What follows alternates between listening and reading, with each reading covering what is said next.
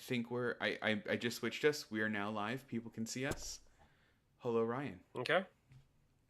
Hello, Devon. Can we pretend like we haven't just been talking for the last 18 minutes? Like this is the first Yeah, time we we saw can. each other? Okay, good. It's good to see you, Ryan. How are you? It's good to see you too. I'm doing well. How about Good. you? Good. All right. Let's get this show on the road. I'll do. Do you want me to do the intro and stuff? uh, yeah, All yeah. I'll do right. the intro. You want to do the intro? See if I can remember it Let's since do I it. never do it. Hello everyone. Um, my name's Ryan, And I'm Devin. and welcome to You Have to Watch This podcast. Now, normally, our structure is one of us picks a movie that at least one of the three of us hasn't seen before. We all watch it, come together, and talk about it. And that's basically it. That's the premise. That's it. But Alan, who is usually the guy that is hosting the show and taking lead, is nowhere to be found at the moment. I heard he's gone. We think he might have followed.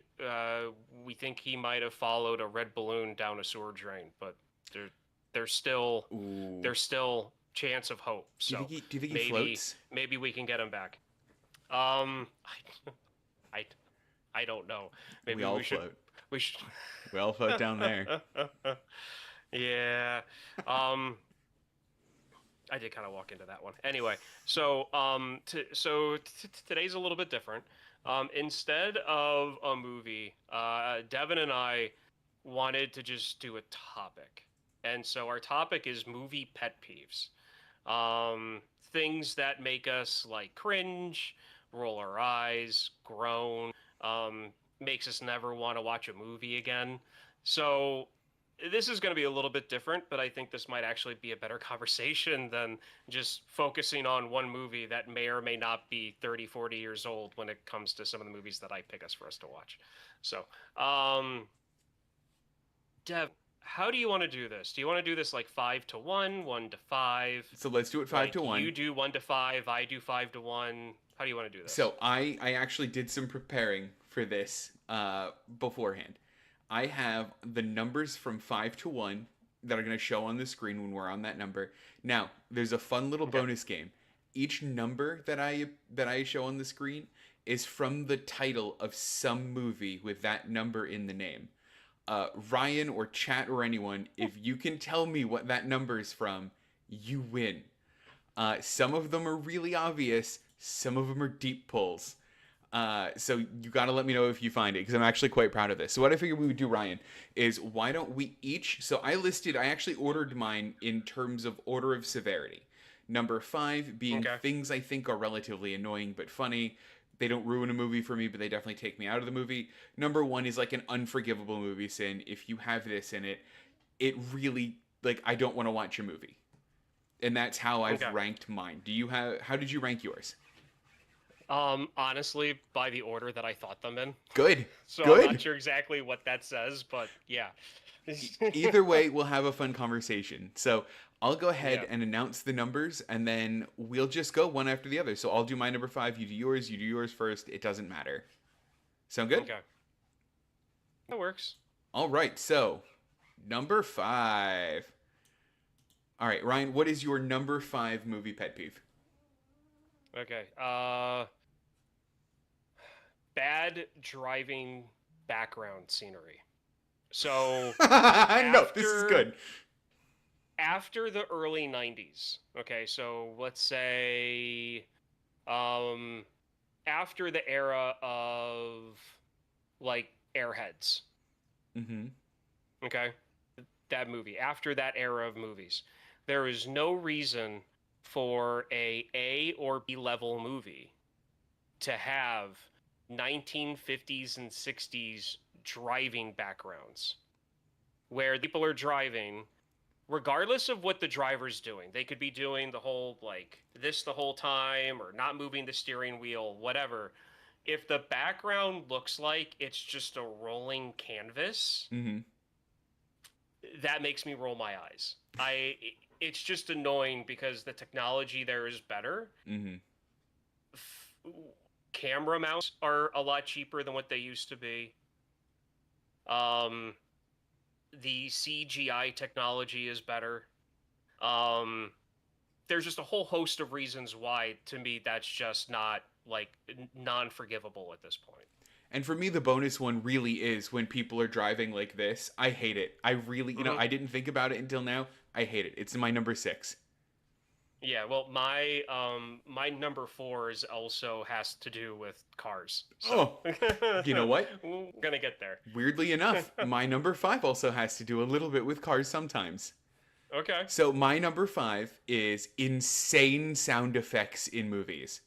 And I've thought a lot about this one, and I think that it's very funny. So, first off, you have your classic example of car tires screeching on a dirt road. That happens Yeah. no matter what. That one. Or the use of a sound effect to announce the presence of something on screen. Like anytime a bicycle comes on screen, you hear the bell. Or whenever a baby Yeah. is on screen, you hear it giggle. Or, and this one's kind of a big one for me, the Wilhelm scream. Anytime a movie Wilhelm screams, it takes me right out, and I go, huh, Wilhelm scream. Like, I Okay, am so pulled out right away. for me, that's not a pet peeve. Yeah. That's kind of like a scavenger hunt moment for me. Okay, I mean, So that's that fair. doesn't take me out of the movie at all. Yeah. That's one of those things where it's like I know about it. It's in some of the movies that like I watch routinely just because they're background movies or movies that just kind of like my like unwind movies that I Sure. kind of watch occasionally like after work. And so the Wellham scream is something that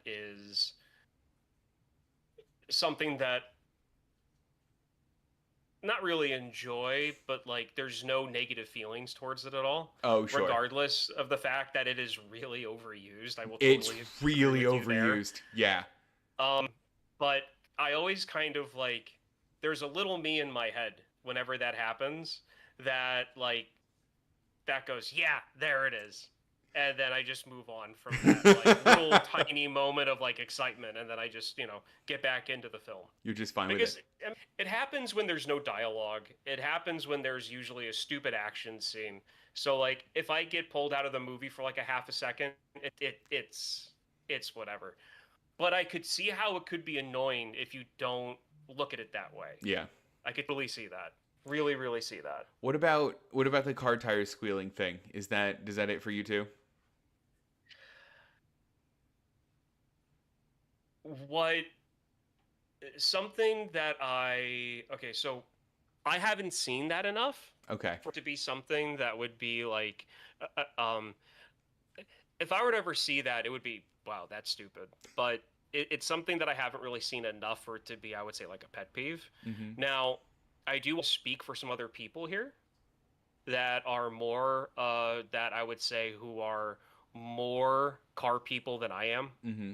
that are like more into vehicles, like actual mechanics, people that are more into that scene than I am, is when movies put in like mechanical nonsense for lines, Yeah. particularly in Fast and Furious, where they're talking about engines and like half the time it's just a bunch of mechanical words thrown together that when you really look into it, like that guy's talking nothing. Yep. Yep. Or when Megan Fox makes her comment about the engine inside Oh, yeah. Bumblebee, and then they show an engine that is not the engine she's describing at all. That's not her fault. That's the editor's fault. Yeah, but my favorite thing that I see people complain about, where I'm like, yeah, a Hollywood, A-list movie should be better than this. Mm-hmm. And that's when people complain about, and I've seen this, where you'll have someone in like a souped up like 4-cylinder engine that has a turbo on it. Mm-hmm. That has a specific sound. But then in the movie you hear like a guttural V6 or V8. Yeah, this is exactly what I'm talking Instead about. of yeah. So like occasionally I'll catch that stuff when it's really egregious, but I've seen people complain where it was like, that wasn't a Toyota T4 five, 700. I'm making up Yeah, engine no, names but here, okay, but yeah, like, I know what you you mean. know, Yeah, like, in, yeah, where it's like they're complaining about the fact that this four-cylinder engine with the turbo doesn't sound like this four-engine cylinder hmm with a turbo. That's where I'm like, okay, maybe that's splitting too much hairs, yeah, but like, yeah, I can totally get where, like, if you're working around cars and there's a race car movie and like you've got a GT Le Mans, called Le Mans going around the circuit and it sounds like an F1 car, like it's a little I yeah, could totally get and respect that, like, those critiques, those yeah. pet peeves. Awesome. Well, that takes us away from our number five. Ryan, did you see the logo for number five, and do you have a guess? I did not see the logo for number. Fast Five. Ah, that was it. Well done. Fast Five. Yeah. All right. So this might be a, a rather easy one for you, but that takes us to our number four. Ryan, Okay. what is your number four movie pet peeve? When actors are supposed to be driving but aren't looking at the road. Is it I like can't tell you how many times when Kristen and I are watching a movie, and we're watching a movie, and it could be any type of movie. It could mhm. it could be a romance, it could be a comedy, it could be an action movie, it could be a horror movie. Fantastic Four. Yeah, well done. Okay. Um, that's how far behind the live feed is for Holy me. cow. Wow. Okay. Whoops. um, so no, it's fine. So it could be any type of movie, and when there's like people talking in the car, and the driver is constantly like, they're driving and talking, and they're just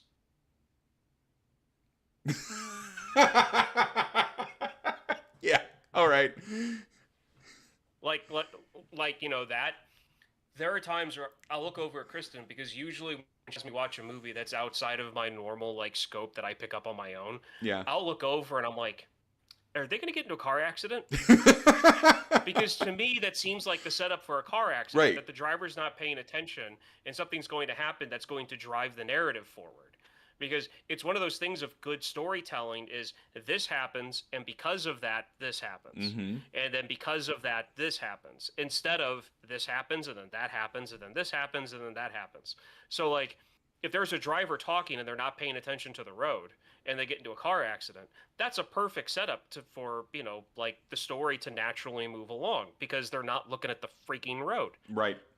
And I say this as someone that has a job where I drive every day. I'm not just a straight driver. Like I do like service tech work at different locations across South Central Pennsylvania. So I'm going to multiple places a day, driving sometimes an hour or two between each work site. So like I drive a lot. And so when I'm watching someone drive, I am very nitpicky. In my head, I don't voice this for, like all of the time, but I'm very nitpicky about the way actors are when they're driving. Some are good, some are horrible. And I also know that it's probably like directing style, Sure. but like they should be looking at the road at least 90% of the time Mm-hmm. when they're supposed to be driving and not having full-blown conversations, eye contact with the person in the passenger seat. It drives me up the It's a wall. really It good one. drives It me. is a really good pet peeve. Do you have a movie that's an example of these? I forgot to add one for the last one. It was going to be the growling tornadoes in Twister, by the way. Um, Okay, so I love the growling tornadoes in oh, I Twister. love it. I love it. Takes me out every Yeah. time, but I love it. Okay. I can understand that. I do.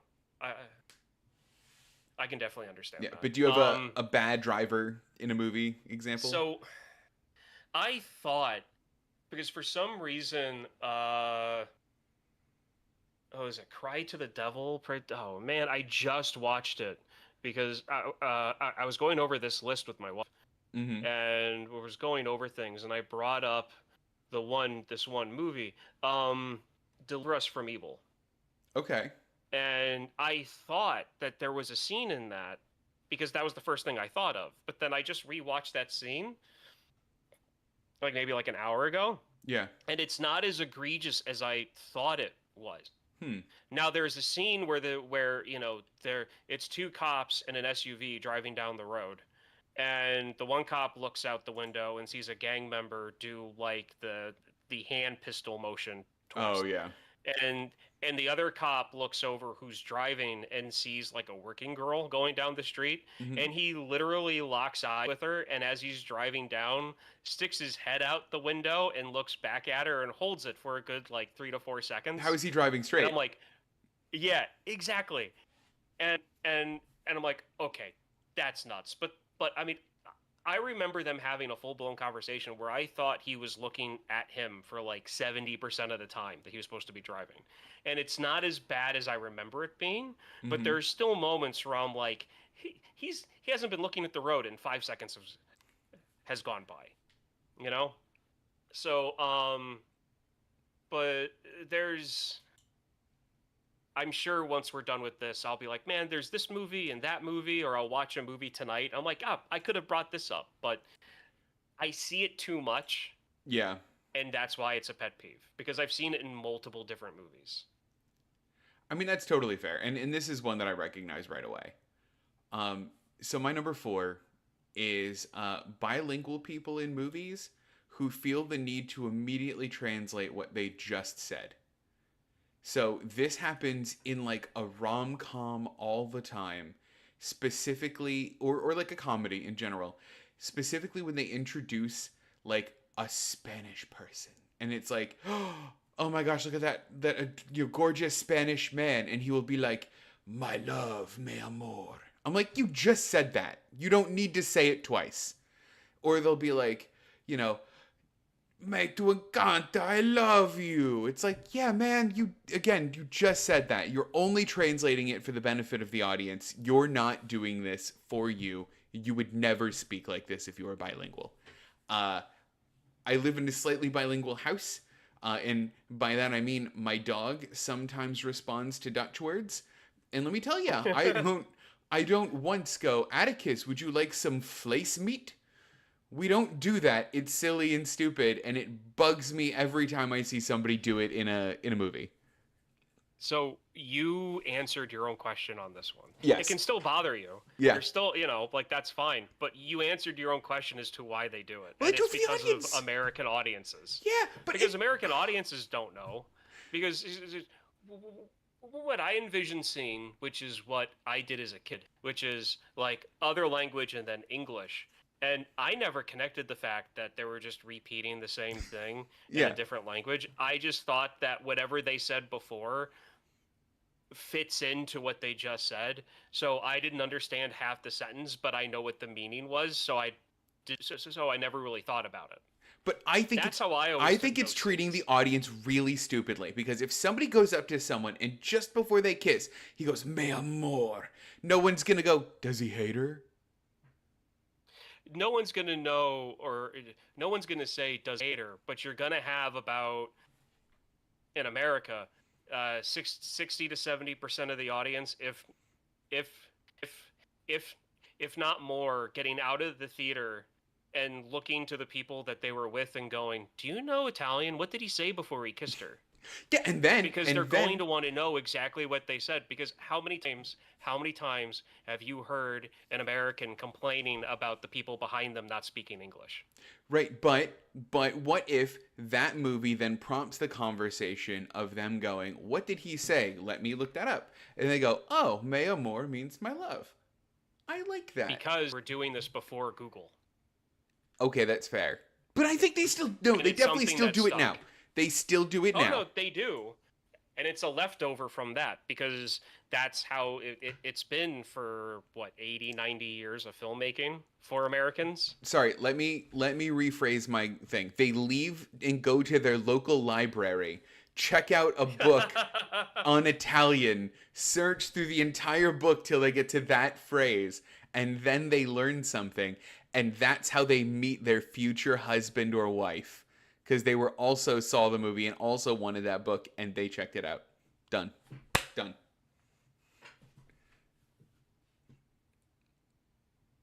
You give people too much credit.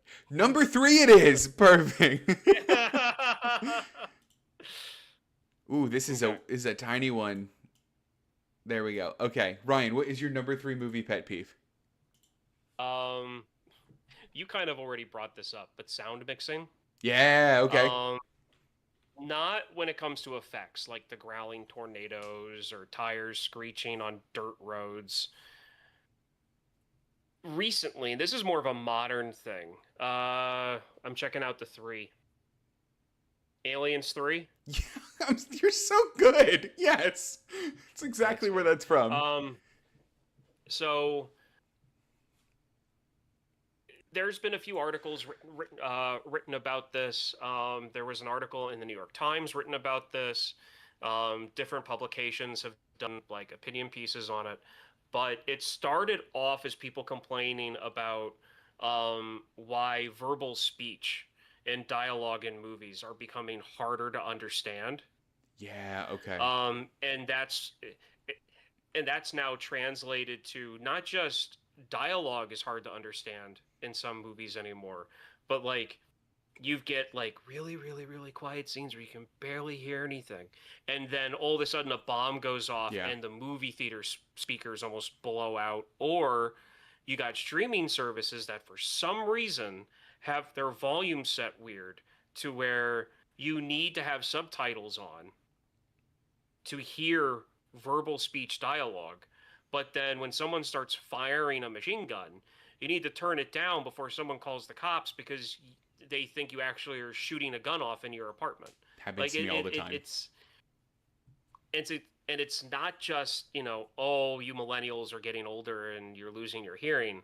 Like there are industry people complaining about this. And I remember one article blaming one specific director, and I forget who it is. And I tried to look it up earlier and I couldn't find it. I want to say, just for fun and games, is Zimmerman?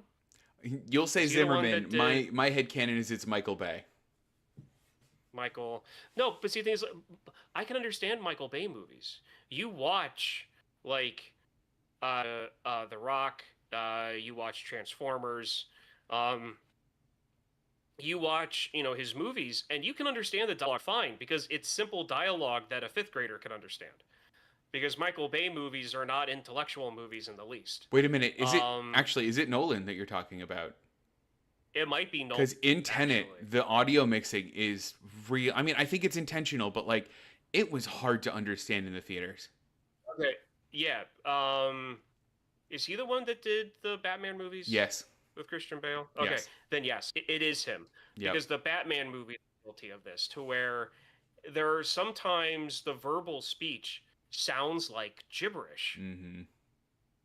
Like it legit just sounds like mumbling.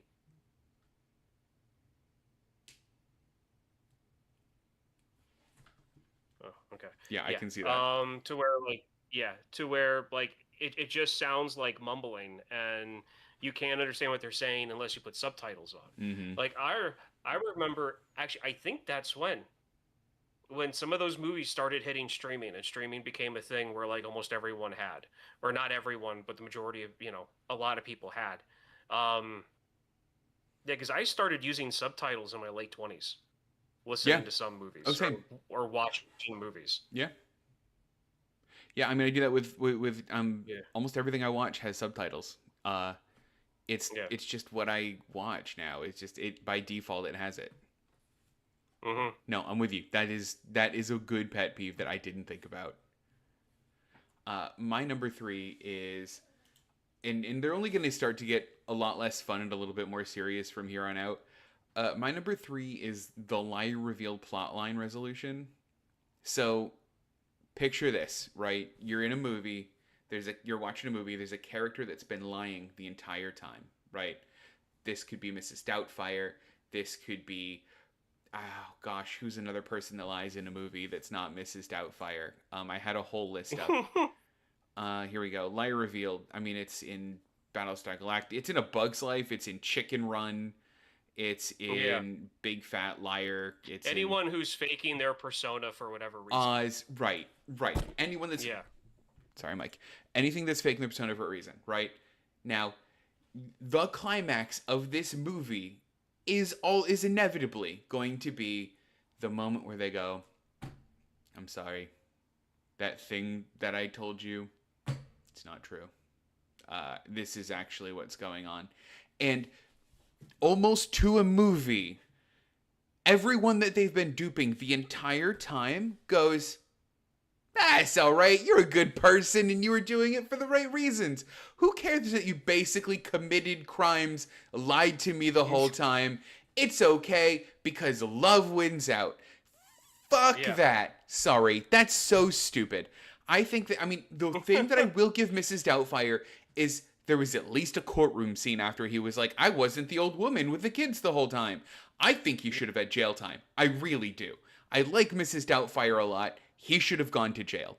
I also have the same Yeah. with the movie White Chicks. I don't know why I'm bringing that up, but it popped into my mind. They should have gone to jail too. Okay, so white chicks, they're cops, and they're going undercover to. Hey, yeah, it doesn't even matter. Yeah. No, So, no, no. so no, no, no. Okay.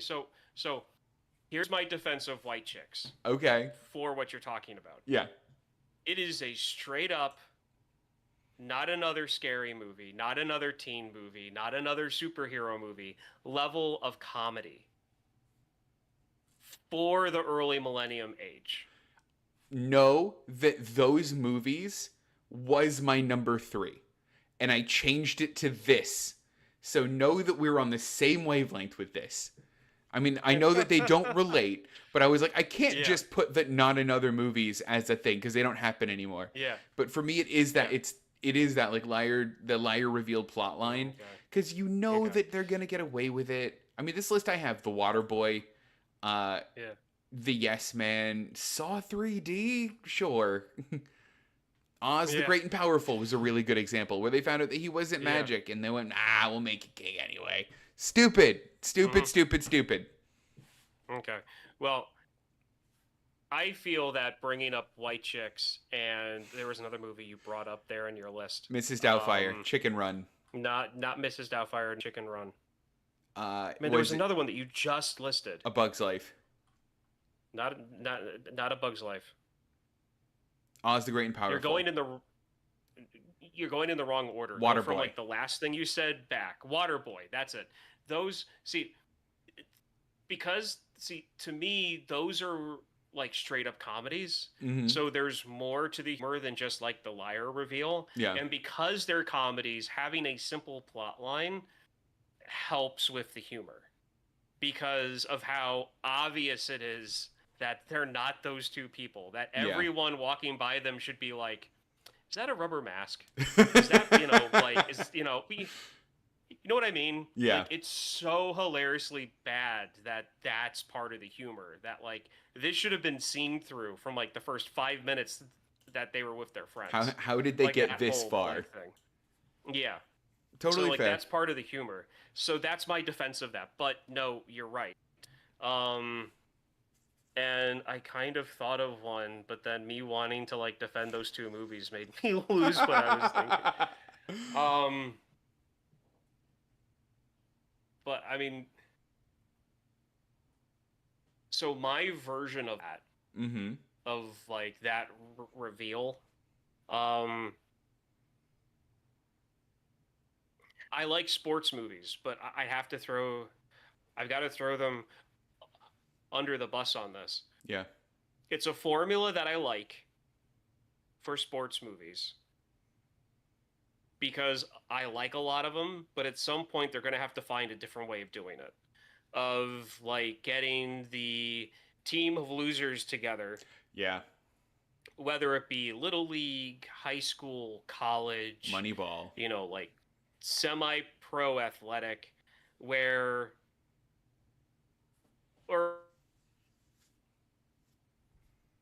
I lost your mic. You have to show it. That's what fixes it. As long as we can see your mic getting plugged back in. Oh, it still didn't work.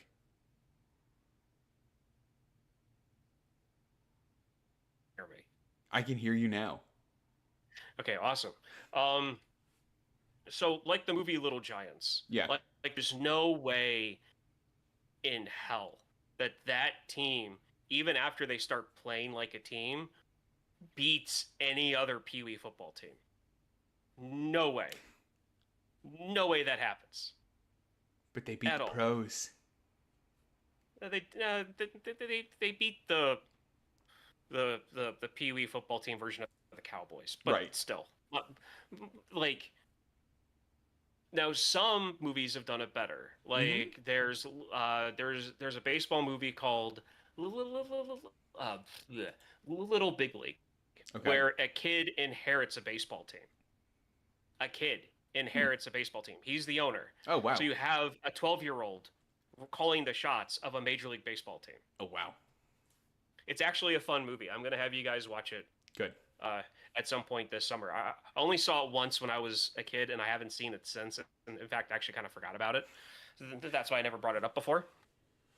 But um, like you can do things differently like that, or like Rookie of the Year, where the kid breaks his arm and then like super, you know, like um, uh, basically he breaks his arm, it heals, it did something to his tendon in his arm, which makes his arm a slingshot, and then he gets signed by the Cubs to pitch for the Chicago Cubs at like 14, 13 years old. Oh wow. And yeah, so like there's ways of doing sports movies without doing, That sport movie. you know, yeah, like, you know, not Sandlot. That doesn't really fit the mold.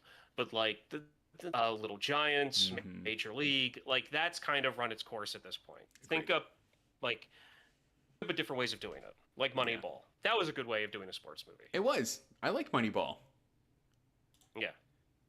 Cool. So that takes us to number 2. Ryan, I did number two's logo specifically for you. If you don't get this, I will be horribly upset, but you're going to get it. Well, I mean, you did T specifically for me. I feel too. I also did 3 for you, yeah. But I think that Yeah. 2 is going to be a lot more obvious for you. Okay. Um. So my number 2, Yep. What is your number 2? unrealistic aftermath to injury. Okay, yes. I'm on board. Tell me more. Case in point, in Prometheus, I like that movie. I'm not hating on it. It's just a scene, as someone who has had multiple surgeries in my life, particularly along my stomach and abdomen, where they show the character basically get a C-section in a surgical pod on the spaceship, and then she rolls out after getting stapled closed.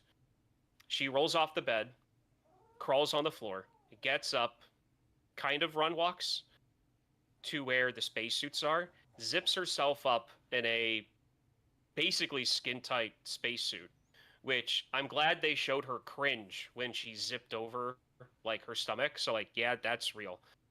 But then instantly starts running away on the ship, and she's like leaping and diving and jumping and spinning. And like, no, you wouldn't be doing any of that. None. Even with painkillers and anesthetic, your muscles are cut. You just don't have Like, use of there are them at gonna be all. things you physically can't do. Yeah. It is funny that like they will show this scene. They'll be like, "Okay, look, we saw her hurt. We've acknowledged it. Let's move on." Mortal Kombat. Yeah. Yeah. And then that also translates though to like fights.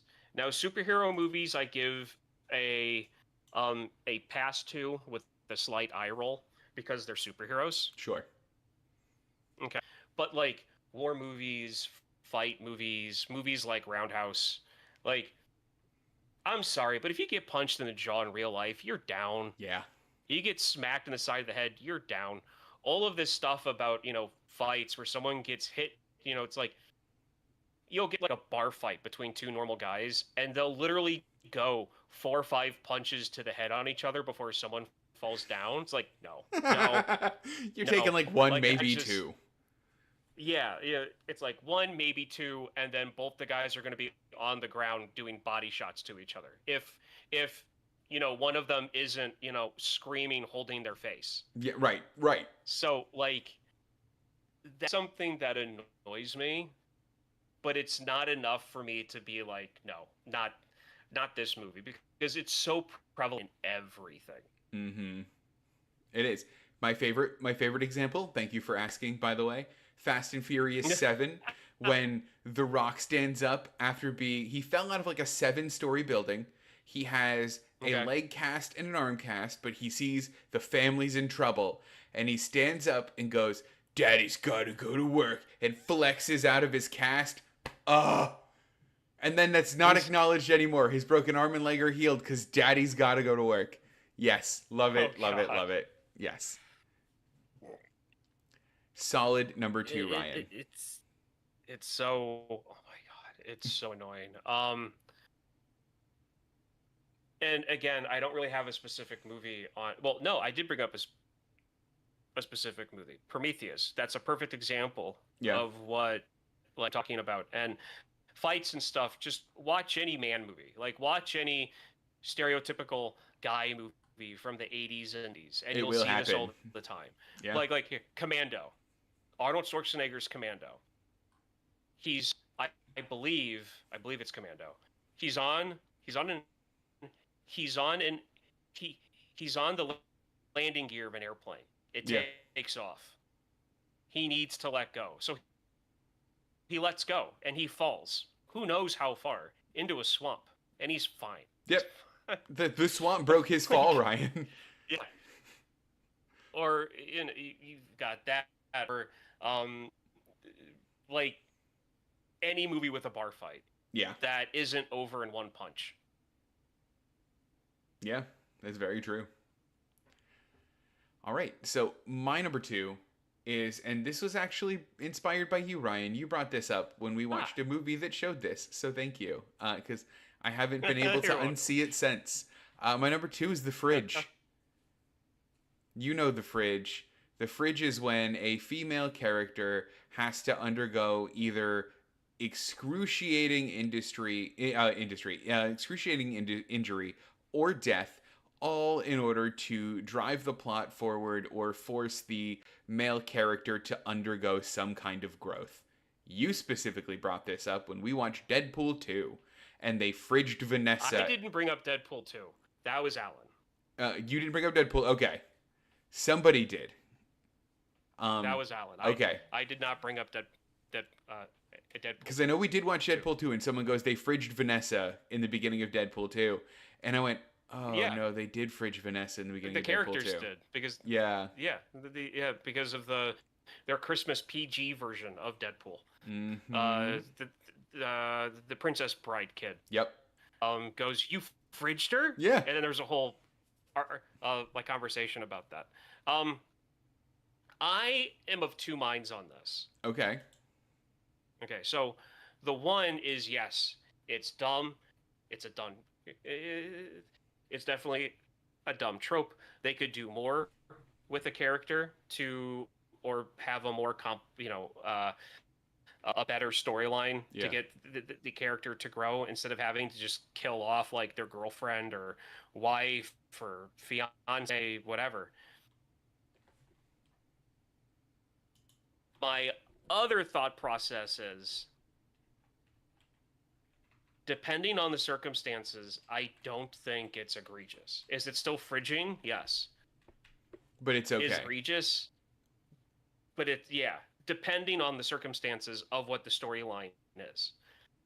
Case in point, you have a spy movie, okay? Mm-hmm. Second movie falls in love with a coworker. At the end of that movie, they beat the bad guy, but some of the bad guy's henchmen get away. Mm-hmm. When the henchmen get away, they reveal that the henchmen find out about spy and love interest. Mm-hmm. Third movie starts. The movie starts normal for what that franchise would be. And then in the first 30 minutes, they kill the love interest to get back at the spy. Okay, All right, so that is technically fridging, but I think where I find fridging more egregious is specifically when they don't give that a character, give that person or the person being fridged a character at all, where their only Okay. character trait is they are a plot Oh, device. And in the okay. scenario you laid out, they would have fallen in love in movie one, gone on an adventure in movie two, and in that point, you know that character, so it means something to you that like you feel their loss. Oh, Whereas, okay. whereas like it's just like a whole of a person, and you go, "All right, I guess he doesn't have a girlfriend anymore, and he's mad about it." Okay. Okay, so my misunderstanding on the whole thing was that I just thought it was when any love interest dies to further along the I mean, storyline. I mean, you're right. You're very right. What I'm doing Yeah. is That's nitpicking what on I a initially thought you guys were talking about. no, yeah, So but you are that's right. yeah. But what I'm doing is drilling down on a very specific, very like Yeah. extra stupid version of it because the version that you told I think is totally fine storytelling. But Yeah. like I read a book recently that fridged a character and it almost turned me off the whole book because they were like, "Oh, she's great. She's wonderful." Now she's dead and now the guy's mad. And I'm like, "You gave her no lines of dialogue. The only thing she was good for was hooking up with the main character. I hate this." And it applies to movies too. I hate it too. Okay.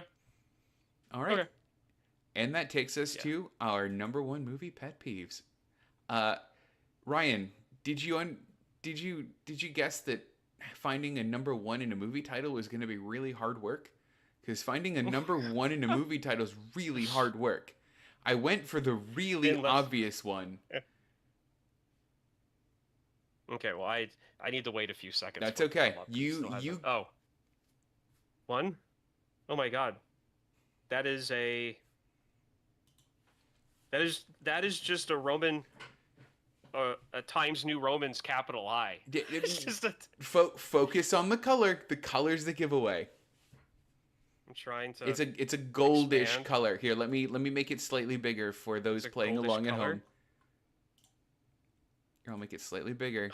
There we go. I want to say Gladiator, but it's not Gladiator because there's no one in the You're title of that. But that's what it reminds me of.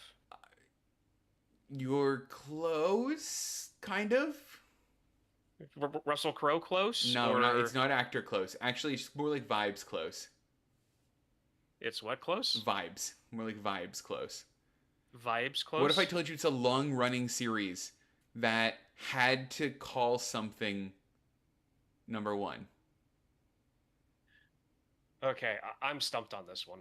Star Wars Episode 1: A Phantom Menace. Oh God. Okay. Okay. It was the only movie I could find with a 1 in the title. Yeah. Yeah. No. You're right. You're right. I should have gotten that one. Oh well. Yeah, it's 4 all out right. of 5 ain't bad. Yeah, no, it was really good. I'm surprised you got Um, Fast 5 as fast as you did. Well done. I was like, no one will get this. Yeah. um. So, did you want to switch this one up? Did you want to go with yours first? Yeah, why don't I go with mine first then? So my number one Yeah. movie pet peeve in this, and this will genuinely completely turn me off of a movie, is the trope of when a nerd does it, it's not bad. It's in fact cute and or funny. Now my like yes. One of my favorite movies as a kid you're gonna hate. Was it Revenge of the Nerds? It's Revenge of That's the the one that kills me, Ryan. What they do at the end of that movie, what they do at the end of it is literally assault. It is a Oh, I know. criminal charge. And they're just like, he's a nerd, it's fine. It's like, no, it's not. Most of the things they do in that movie are criminal offenses. I think about that movie often and how bad they are, but they're nerds, so it's okay. And to be fair, this also applies to like, and this is in dozens of movies where there's like the nerdy like nerd that's trying to get the girl but never can, or he's like, "Hello, my lady," and like is like the weirdest, creepiest dude in the room. But because he knows a lot about science and is the main character's best friend, it's totally fine and we don't hate him for it. He's book smart. He's not social smart. So you have to, ignore the fact that he doesn't know what not creepy and creepy. Listen, Like, I'm not a social smart person. I have done my fair share of embarrassing myself in front of a room full of people, and particularly yeah. embarrassing myself in front of members of the opposite sex. I get it. But the one thing I haven't done is commit crimes and use my interests to call it cute. Yeah. Another one that comes up, and maybe this was an 80s trope, the other one that I thought of right away was a movie called Weird Science, where they literally make a woman. Did you see this one? So, when's the last time you watched that movie? I was like 8. You might want to watch it again. Okay. Did I have a wrong read in that movie? Well, because so like they're horny teenage boys. Mm-hmm. They create this woman, and like they she ends up like steering them. Okay. Like there's growth there for the boys. I need to rewatch it myself. It's been forever. Maybe we But do. that's my takeaway from it. Yeah. Like that movie, like I haven't done it in a long time, but that was my takeaway from the Weird Science movie. Um yeah, cuz there is something. Okay, so it's not really a. And one of my favorite movies from the 80s is Real Geniuses. And there's Yeah. something like in there. Uh-huh. So you've got the kid who's like 15 and he goes to college. I think I made you guys watch this movie. Did I make you guys No. watch this? No. Okay. So it's a Val Kilmer movie. Okay. They're in college. There's this kid who's like 15. He gets accepted to like Cornell or some like MIT, some like real academic brain college Mm-hmm. at 15 years old. And he's like one of the youngest ever accepted into this like science program they have at this school. Mm-hmm. And again, he's 15. Yeah. And he goes to live in a co-ed dorm. Now, the worst thing they ever show in the dorm is a few girls and guys walking around in towels Sure. because walking from the showers. Yeah. Okay. But there's a female student. I mean, there's a girl student that is maybe possibly 19, maybe 20 years old. Mm-hmm. And they kind of develop a love interest between the two of them. If I'm not guessing wrong on her age, I mean, she might be 17. Yeah. But he, like, yeah, if he's 15 or 16 years, like, there's maybe like a 2-year difference there. Like, it doesn't really seem that bad. But like, when you're in the mid-teens and late teens, things get kind of iffy. Yes. A little bit. And granted, it's the 80s. If she's 17 and he's supposed to be 15, but I don't think they ever really get into her age. Okay. But like, there's a scene where there's a much older woman that is like checking off her list of like the smartest people alive. Mm-hmm.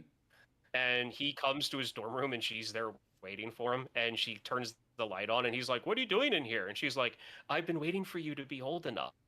Ah. And they show this woman like one other time in the movie at the very beginning with Val Kilmer's character. So like, and there's some innuendo said between them, but Val Kilmer's character is like is about to graduate college, so like that's whatever.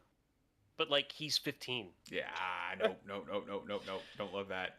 So, but again, 80s Revenge of the Nerds. I mean, you got the movie Porky's for crying out Yeah, loud. I was gonna bring up Porky's. Porky's was right away. Their famous scene in Porky's. Again, like Porky's was a movie that I watched probably when I was too young as a teenager. But it's definitely a movie that I find I mean, it's bad, yes, but like the scene where the gym teacher, after the shower scene incident, Yeah. where she's pulling on it Yeah. and trying to like trap him. Oh yeah.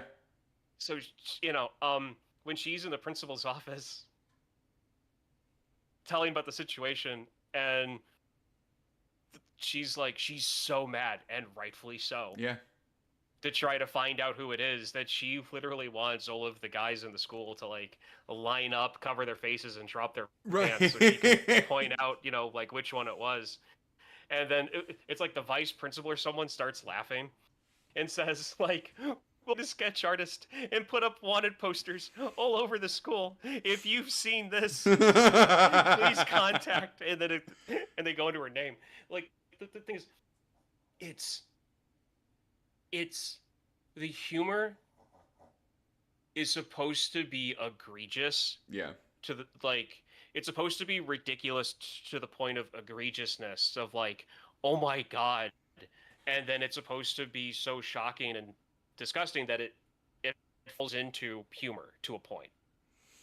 I think And that's where that stuff is coming from. It's just we're a lot more knowledgeable about how bad some things are now compared to back then, and that's why there's hesitation around that sort of humor. Like, I am never not going to naturally laugh at the scene of her in the principal's office. Right.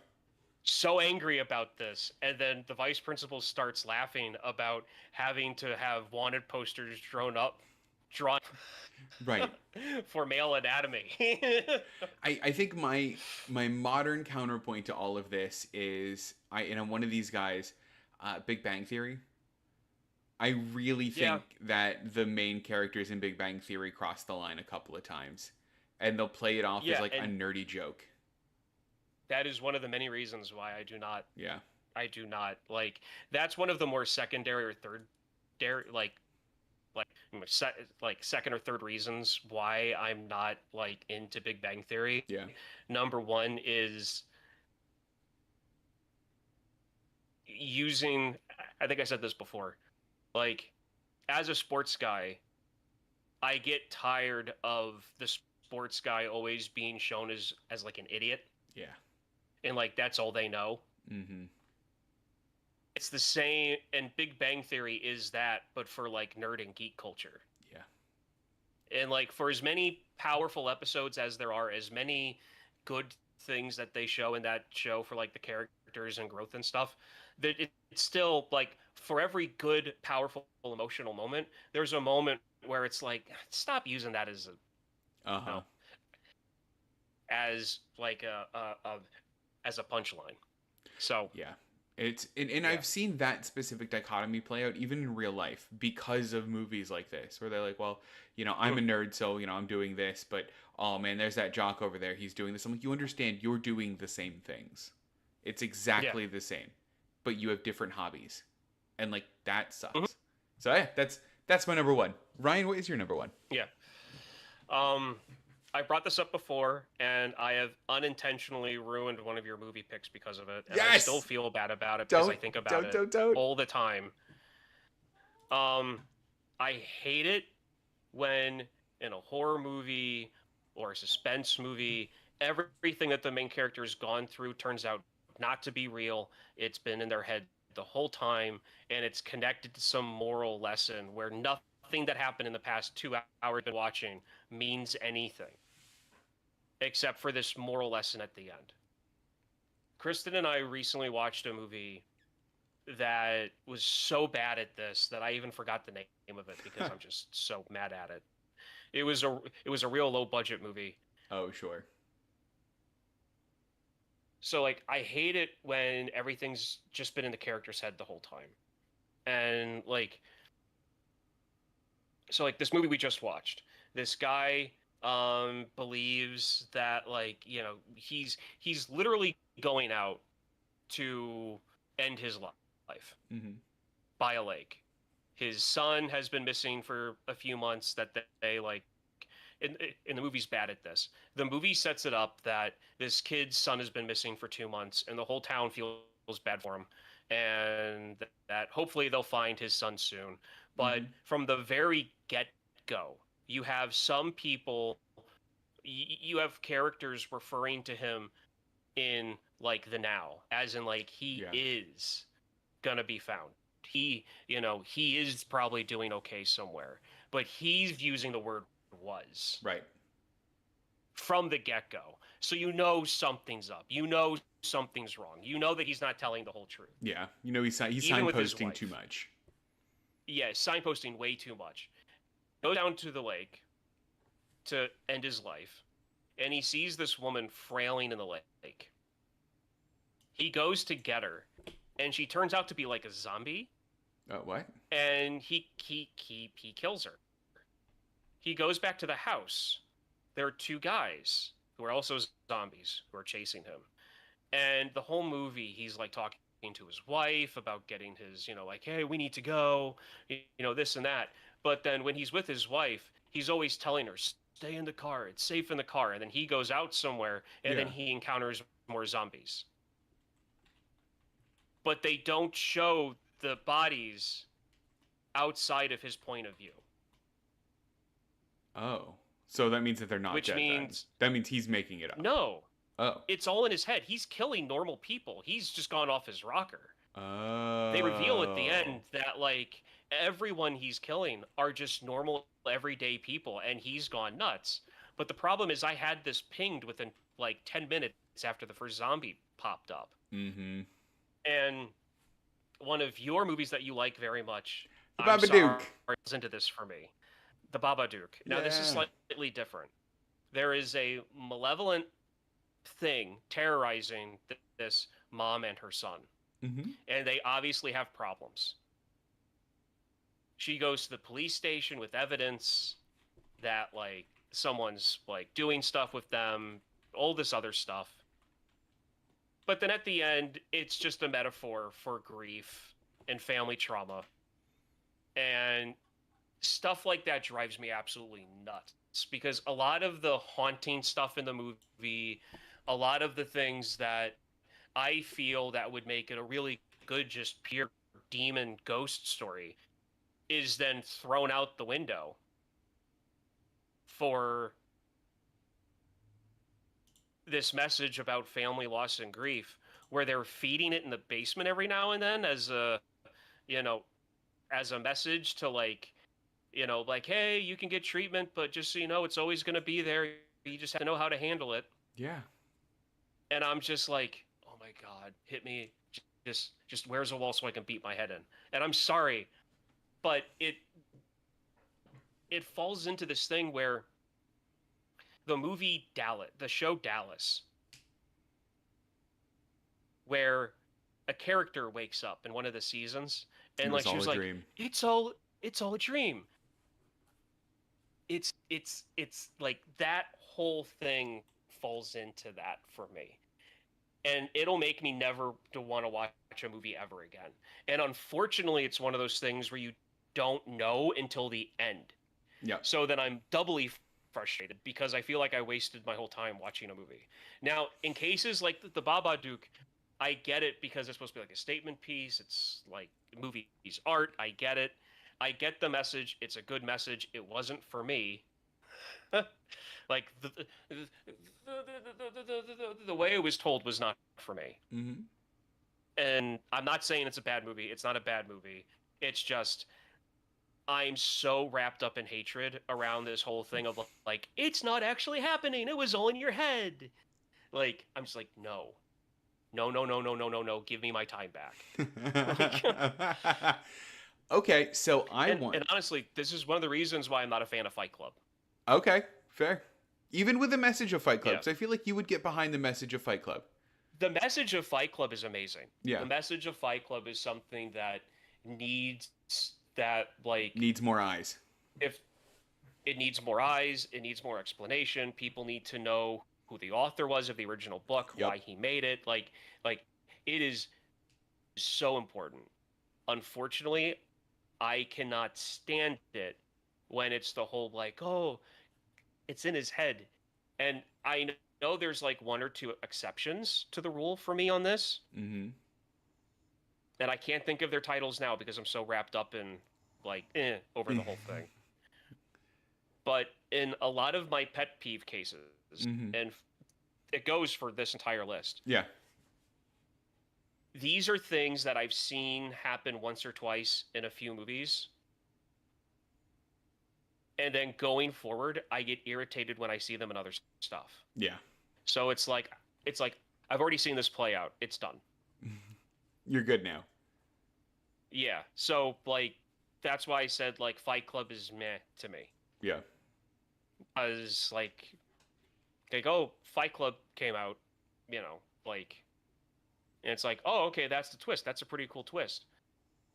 and then other movies started doing it, and it's like, stop.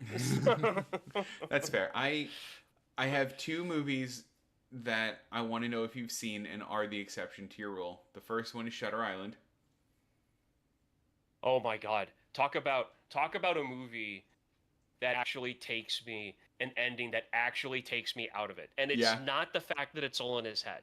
It's not that. Okay. It's that when he gets into the light tower Yeah. and the doctor's there and he literally flips the whiteboard and he starts going through everything like he's a freaking high school teacher. Yeah. Done. Done with that movie. I wanted to turn it off right there because it was such like momentum changes are fine, especially when you want to do a reveal. Yeah. That's just almost comic, like almost like Mel Brooks comedy level of Like it was so the exaggerated. guy's body language. It was so exaggerated, and like I'm sure this isn't how it actually happened, but in my mind, this is how it looks. Leonardo DiCaprio comes up into the top of the light tower, the building that he's going up to the top, and he's being real slow because he's finally gonna solve the crime. And then there's the doctor, and he's like, "What are you doing here?" And then the doctor turns around, almost with like, like almost like a soldier with a little like pop in his step when he turns over. So he's like, and he's holding the stick like a rifle and goes, "Hi, I'm gonna tell you what's actually going on now," and then flips the board over real quick and just starts doing like a Mighty Python sketch, like a teacher. Like that's how it came off to me. Okay. I'm like, this movie was way too good for this to happen. For that to happen like that, yeah. For that to happen like that, I would have been better if like Leo came up and there were two guards there, and they grabbed him and they put him in a chair and he's screaming and yelling and going, "How could you betray me?" It's like saying something about how he, like assumed that he was fine, but he had, it's like, "I thought that you might have did it, but I respected you too much because I didn't think you would," or, like something like that. And then the doctor's like hits him or something and goes, "That's it, I'm done. You need to finally get this through your head," and then goes through everything or something along those lines. Not like, and that actor's too good. That actor who plays the doctor is too good for how that scene came off. Oh my God. All right, my other one was Annihilation. Sorry. No, it's good. Is what? Annihilation. Annihilation? 2018 sci-fi horror movie starring Natalie Portman. I did Oscar not see Isaac's that. in it. Ryan. Okay. I did see Annihilation. You did? I did not. Okay, great. Okay. Let me see. This is on the list. Annihilation. Yes. Oh no, yes, I have seen this. Okay, what did you think? I don't remember the ending. I don't remember the totally fair. I think like I watch it. You know why I probably don't remember the ending that well? Why? Is because I probably didn't like it, but because of the type of movie it was, because it is a Netflix movie. The visuals are amazing. Yeah. I love the setup in it. And it might have been one of those things where it was like, well, that's disappointing. And then I just turned it off. Like, it didn't make me mad. I was just disappointed. I think that might be why. I think I don't have as big of an issue as you do with this trope specifically, because I think that's how I function in my day-to-day. So, like, I remember, and this is, like, the weirdest, like, analogy to this. I remember I went through a period where I was, like, really strictly dieting. And I had a version of myself that I had made up where I was like a Jekyll and Hyde kind of character, where the Devon version that is me, that is responsible, that is, that is eating well and eating healthy, that's Dr. Hyde. And then Jekyll comes out whenever I'm like wolfing down pizza or at the fridge, eating cheese with my bare hands like a little cheese goblin. And that was actually a really effective tool for me to go, hold on, I'm being Jekyll right now. I need to go back to, and like, I find metaphor like that, or I find like the metaphor that is the Babadook extremely cathartic, because Okay. I mean we've all dealt with grief and depression and stuff, and when we know Mm-hmm. what it's like, and it's all a personal thing. But for me, it did feel like another entity that when I was least expecting it, I was in a movie theater, right? I was watching the trailers for a movie, and Yeah. Aquaman trailer came up, and the Babadook popped up right then and there, and I didn't know that that was where I was going to see him. Or I'm laying in bed at night, and all of a sudden I'm thinking about events that happened, and the Babadook pops up. And I think for that reason, the metaphor itself to me is very beautiful. But I can understand Okay. how it undercuts the tension of a movie. And I Yeah. think I And like it for the metaphor, less for the tension and the events of a movie, I think. yeah. So like for me, like it's one of those things where let's take the Babadook for example. Yeah. A simple change in the plot Mm-hmm. that I wouldn't have this problem with it. Okay. Okay, is if they correlated the events and how serious or how tame they were with her going to a counselor or therapy. Interesting. So like Okay. if let's say she went to therapy and had a very bad therapy session Mm-hmm. and she's dealing with her kid and she's being like extra aggressive or the kid's being extra aggressive. She had a bad therapy session, like something happens, something little like, she stubs her toe. Um, she goes to open up like the silverware drawer and a fork prevents it from opening, so she has to quickly put her Pulls it hand in open. there and like Yeah. move it over to that. So like little things like that, and then that night, bad experience. Furniture flying around. The Babadook comes in and does like really bad stuff. But then there's a day where it's fine, and it's a fine therapy session. So the Babadook just like makes the doors squeak. Yeah. And like if they did things like that throughout the movie, and then at the end it's like, oh, okay, yeah, that was correlating with the therapy sessions, And I or now that was see these correlating relations. with, yeah, like that. That's not what they did. It was just pure ghost demon movie until the reveal that, oh no, it's a metaphor for grief. It kind of relates to your thing that you before about like the liar reveal. Where the stakes don't match, or the like repercussions don't match the stakes up until that point. Yes, Yeah. I get it. I totally get it. kind of the same deal. Yeah, Yeah, I and totally get it. that's where, yeah, and that's where, like I said, in that weird zombie movie that I watched, it was one of those things where it's like halfway through the movie, like he's killing normal people. Yeah. So like there's a scene where like he goes to his boss's house, to the sheriff's house, because he knows that the sheriff will help him deal with what's going on. But then he goes into the sheriff's house and there's the zombie wife of the sheriff Yeah. cutting what looks like a hand, but she's just making dinner, and like she turns around and she's going like zombie noises, and Yeah. that like she's probably just saying, "Hey, what's up?" Right. And he's just not getting And it. then he comes at her with a gun, and of course she's going to defend herself.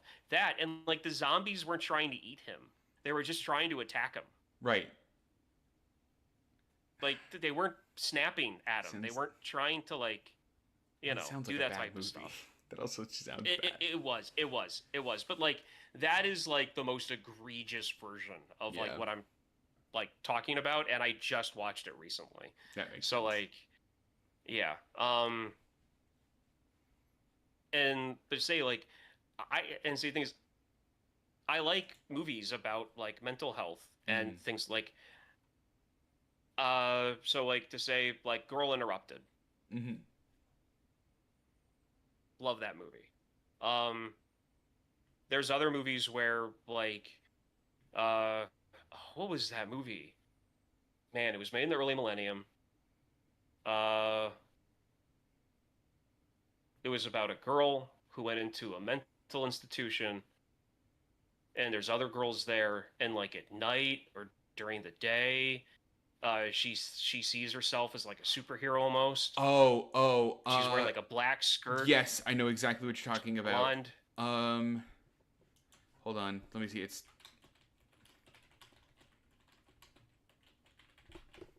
It is called. It's just called Girl. Nope, Sucker Punch. It was Sucker Punch. Sucker Punch. Okay. See, I was thinking Lollipop Chainsaw, but that's a video game, and that's Yes. not You know what though? Similar vibe. similar vibe. Yes. Um.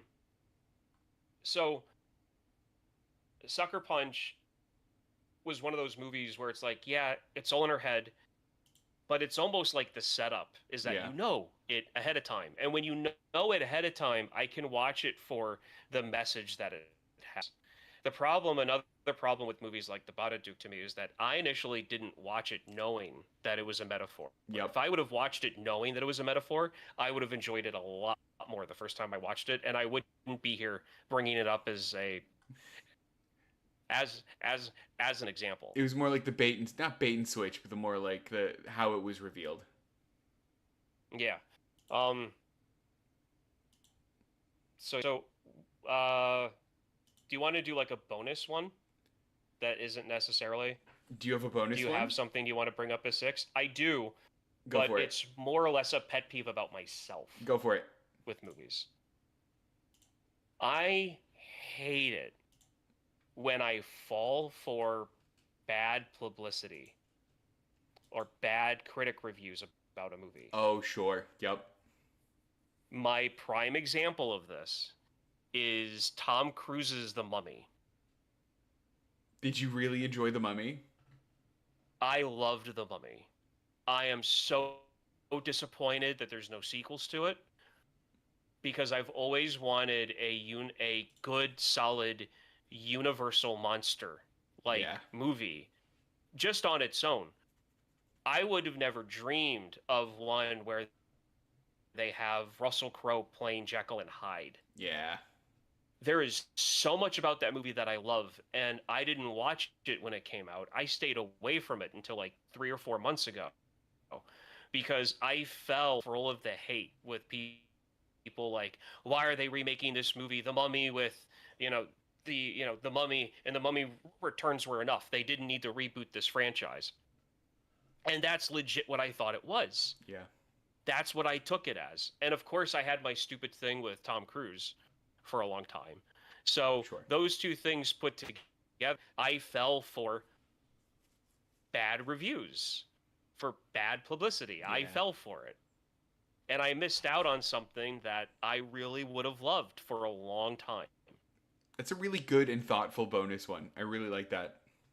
Mine is the thing that you call me out on often, and it's my immediate pessimism about movies before I even see them.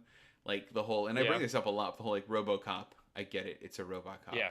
It's a cool kid fantasy movie. It's that, and it's mixed with something that I enjoy the most about movies is when I can see some of the strings, some of the wires, and some of the reasons for the movie existing, right? You know why RoboCop exists as a movie. It has a very clear message. One of the things I get frustrated about with me is that I don't always see that immediately on first watch of a movie. And sometimes it does take the internet and me searching what did RoboCop mean, or like a conversation with you guys to be like, anti-capitalism, got it. And like, sure, RoboCop was really obvious. I caught that one right away. But like, there are some movies where I'm like, okay, it's driving at something here. What is it driving? And the fact that I'm not one of those people that's like, oh, of course it was talking about the... I hate that I can't do that right away. And that's mine. Yeah. Okay. Yeah, because one of the things that I took pride on myself, more than I should have, I will fully admit this. I took so much pride on myself when I was a teenager. More than I should have. And I thought I was like a movie god until I was like 17 years old because of this. I had a group of friends when I was in school, and we would talk about movies occasionally. And I remember being the first of my friends in my social group of fully understanding the message of the Matrix. Oh, yeah. And I was like, whoa, what do you mean you didn't get it? What did you think the batteries meant? What did you think him having, like, it's like his Matrix self and his real life self? Like, what did you think that, like, that? Oh my God, I love it. I was a dweeb. I was so much of a... But to bring up an example you gave earlier, it's like the people that are like, yeah, Fight Club's a really good movie about people fighting. Like, Oh no. Oh, you sweet summer child. Come here. Come here. And to be fair, this even plays into my thing. That's exactly what I thought. I thought Fight Club, Yeah. before I had watched it, I went, I don't care about Fight Club. I've seen Ronky. It's going to be the same plot. Yeah. Boy, was I wrong. Mm-hmm. Yeah, and yeah, so that's that's something that I don't think is ever really going to change Yeah. either, because why I'm so hard on other people about it, because I know how upset and how angry I get at myself when I let myself fall for, like, people hating on things. Yeah. But then at the same time, I have a knee-jerk reaction to automatically defend things that people are automatically hating, because I see it happen so much that I'm like, oh, just stop it. This is getting old. Movie And then I 43 is watch the good, movie that actually. everyone's hating on. Hmm? Said movie 43 is good, actually. Yeah. And then no, Dad. No, Dad. Damn it. So then, like, I find myself in positions where like I'll start kind of defending movies that I haven't really seen that are getting a lot of hate. Yeah. Just because I get annoyed at it, and then I'll eventually watch that movie and I'm like, oh my god, I don't like this either. And I don't like it for the same reasons they brought up. Or, if not the exact same stuff, that's similar, because Yeah. like something else will happen in the movie and I'm like, oh, this is just bad. This is yeah, so like a prime example was the Dragon Ball Z movie, Dragon Ball Evolution. Oh yeah. Like, people were like hating on it, and I was thinking to myself, like, it's just like, yeah, Hollywood didn't, cast people that looked like the characters. So what? It can't be that far off. I literally got 10 minutes into the movie and turned it off. Did you go back and like delete all of your posts defending it too? No. I never. Okay, so that isn't a perfect example. I never publicly tried to defend that movie because Okay. there was so much hate on it. I'm like, I'm not getting involved in this. And like forums and, like comment sections on Facebook and like Dragon Ball Z groups, I Yeah. never got involved because it's like, everyone hates this one. And there was no camp for me to like get into to get like some defense Right, if I right. could make any positive statement on it. And I'm like, I just need to watch this movie, and I did, and I'm just like, no. It's just as bad. And unfortunately, because of how, yeah, like it is bad. Dragon Ball Z is a perfect example of Hollywood not doing the research needed before making something. Yeah. Like, they're like, look, I've seen the was box just- art. I get it. yeah, exactly. That's exactly what they did. And they didn't even follow the box art. They That's didn't even incredible. follow. Well, this was a fun yeah, format for an so, episode. I like this. Yeah. Anything else before we wrap today up? Yeah, no, there's other smaller ones that we could probably go on and on and on about, and I know you probably have a list longer than mine. Yes. Of things. It was narrowing it down to 5 was the problem, not discovering 5. Yeah. For me, it was trying to think of 5, because I Yeah. don't normally think about this stuff. Because normally, if something bothers me in a movie, again, I just like, whatever, and Yeah. then just move on. Because most of the stuff isn't bad, that bad to make me stop watching a movie, Sure. unless it's really egregious to me for some reason. But yeah, so I'm good. Cool. Do you wanna play us out, Ryan? So I will try my best. I believe in you. So, so that's it for us for this week. You've been listening. You have to watch this podcast. Ha! You've been listening. So, we are a Rum Runners podcast. If you type that name into Google, you will find the website, and then from that website, you will find multiple other podcasts that are part of that network. You will find our website on there as well. You will be able to find us in classic podcast fashion, which is just audio, on any podcasting app or platform. You can also find video of us on the classic YouTube, on the internets. We have no sponsors this week. We never have sponsors, actually. But anyway, so if you want to reach out to us for any reason, you could message us on Facebook, because you will find us at You Have to Watch This Podcast. Like us, follow us. We are just three middle-aged idiots that like talking about movies. So please listen to our banter. Oh, we're That's gonna all put a we're fine here for. point on it. My God.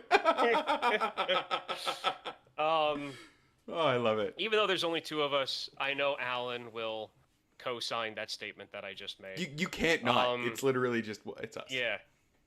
So, for You Have to Watch This Podcast, I'm Ryan. And I'm Devon.